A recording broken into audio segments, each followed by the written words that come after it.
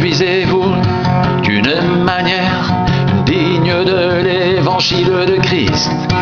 afin que soit que je vienne vous voir, soit que je reste absent. J'entends de dire de vous que vous demeurez ferme dans un même esprit, combattant d'une même âme pour la foi de l'évangile, sans vous laisser aucunement effrayer par les adversaires, ce qui est pour eux une preuve de perdition, mais pour vous de salut, et cela vient de Dieu, car il vous a été fait la grâce par rapport à Christ, non seulement de croire en lui, mais encore de souffrir pour lui, en soutenant le même combat que vous m'avez vu soutenir, et que vous apprenez maintenant que je soutiens encore. Ainsi, mes bien-aimés, comme vous avez toujours obéi, mettez en œuvre votre salut avec crainte et tremblement, non seulement comme en ma présence, mais bien plus encore maintenant que je suis absent,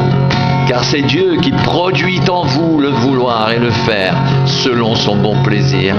Faites toutes choses sans murmure ni hésitation,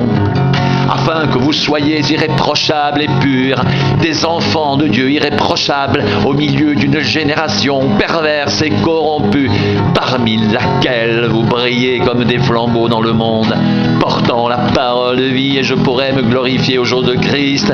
de n'avoir pas couru en vain ni travaillé en vain.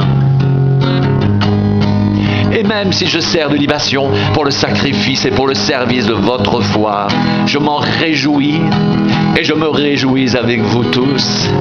Vous aussi réjouissez-vous de même et réjouissez-vous avec moi.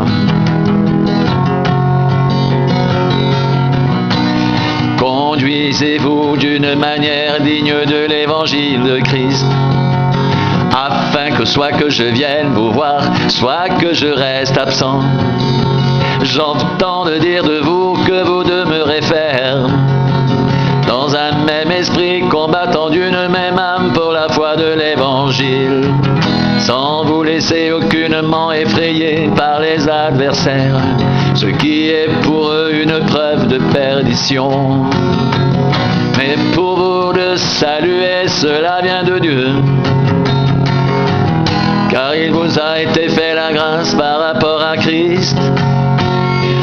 non seulement de croire en lui, mais encore de souffrir pour lui, en soutenant le même combat que vous m'avez vu soutenir, et que vous apprenez maintenant que je soutiens encore.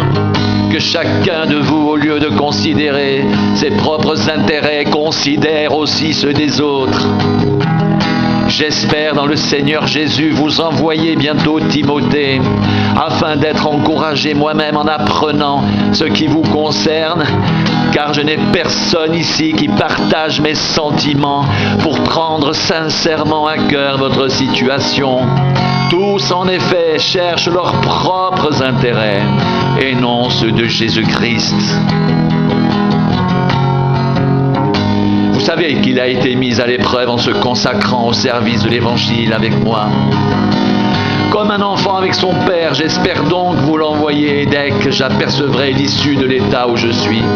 Et j'ai cette confiance dans le Seigneur que moi-même aussi, j'irai bientôt.